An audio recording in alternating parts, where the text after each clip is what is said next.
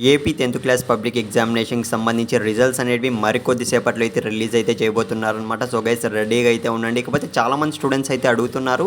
So ఏ వెబ్సైట్లో అయితే మేము రిజల్ట్స్ అనేవి ఫాస్ట్గా అయితే చెక్ చేసుకోవచ్చు అని అయితే అడుగుతున్నారనమాట. సో గైస్ ఈ వీడియోలో అయితే మీకు ఖచ్చితంగా చెప్తాను. సో 2-3 వెబ్సైట్స్ అయితే చూపిస్తాను. ఈ వెబ్సైట్స్ అన్నీ కూడా మీరు ఓపెన్లో అయితే రెడీగా అయితే పెట్టుకోండి. సో 11కి మనకు సో రిజల్ట్స్ అనేవి రిలీజ్ చేయగానే మీరైతే ఫాస్ట్గా అయితే ఈ వెబ్సైట్లో రిజల్ట్స్ అనేవి అయితే చెక్ చేసుకునేయండి.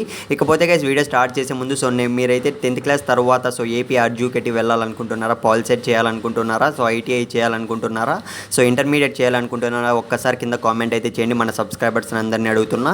ఇకపోతే ఏమాత్రం ఆలస్యం చేయకుండా వీడియోలోకి అయితే వెళ్ళిపోదాం. సో గైస్ మీరైతే స్క్రీన్ మీద అయితే చూస్తున్నారు కదా, ఇదైతే మనకు సో అఫీషియల్ వెబ్సైట్ అనమాట. మనకు ఏపీ గవర్నమెంట్ నుంచి చూసుకున్నట్లయితే ఎస్ఎస్సి రిజల్ట్స్ అనేటివి సో ఇక్కడైతే చూస్తున్నారు కదా, రిజల్ట్స్ మీద అయితే క్లిక్ చేస్తే సో వెబ్సైట్ లింక్ కూడా నేను కావాలంటే కింద డిస్క్రిప్షన్లో అయితే ప్రొవైడ్ చేశాను.